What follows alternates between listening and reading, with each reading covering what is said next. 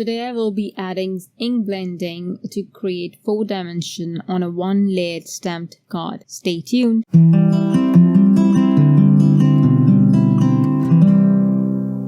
Hello and welcome to Creative Coloring with Erum. I love creating 1-layered panel and especially love to add 4-dimension. The look on a person's face when they realize that everything is on the same level and it's just an illusion of dimension is fantastic to see. So I will use the Golden Days stamp set and I will use Pink Pearl Crisp Dye Ink to stamp the outline stamp on Crest Solar White cardstock. This is 80 pounds.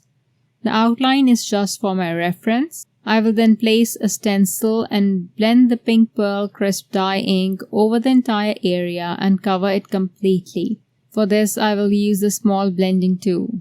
Once done, I will remove the stencil. Next, I will place the A2 layer and stamp it with Coral Bliss Crisp Dye Ink.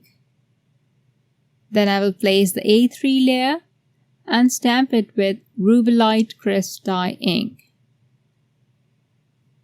I will then place the A4 layer and stamp this in Grapevine Crisp Dye Ink. At this point, you can also stamp the flower center. I forgot about that. It does look very beautiful. The color combination is one of my favorites. Now cover the flower with the mask and stamp the leaves.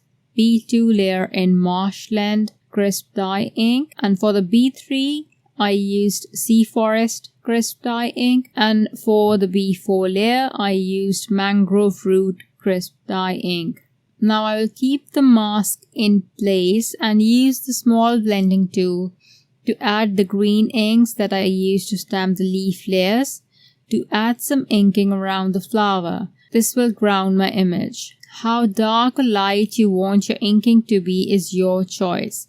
The main thing to note is maintaining a balance and not adding uniform ink blending all around the image. To add depth and the 4-dimension I mentioned earlier, I will switch to darker greens and a mini blending brush since it is more compact, and apply ink heavy-handedly onto the left hand side to show more depth and deeper shadows.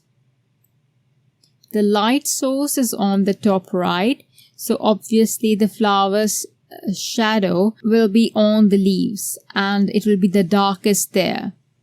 While on the top right, I will still be applying a little color even though my light source is there. Otherwise, it will look very weird if I don't apply any ink there. Now you can stop right here. The card looks beautiful. Stamp the flower center and sentiment and you are good to go. But if you want to step it up, I will place the mask on the flower and it's going to be a little offset so that some of my flower is visible.